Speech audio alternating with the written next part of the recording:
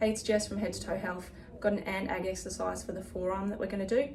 So this one, we're going to open up through the hand, bringing the middle finger to the outside back of the elbow. So just this point here.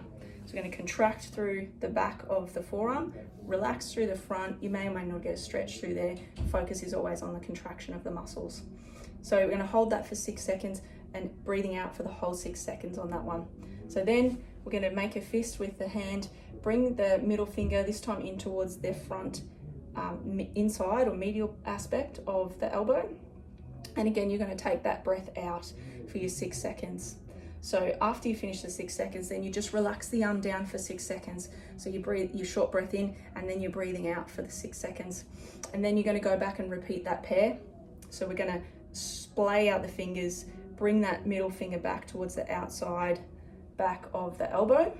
That's your 6 seconds. Breathing out for the 6. And then coming back in, bring that, make a fist, bring that middle finger in towards the inside of the elbow at the front. So you're going to really contract these flexors tight. And your 6 seconds, again, a breath out. And then after completing that second pair, we're going to drop the arm down, short breath in, breathing out for your 6 seconds. And then coming back up, middle finger again, splaying the fingers, middle finger back to the outside back of the elbow. 6 seconds, breathing out, focus on that contraction. And then bring the middle finger in towards the inside of the elbow again, the front, contracting those flexors. A breath out again. And then relax the arm down and take your 6 seconds, short breath in and then a 6 second breath out.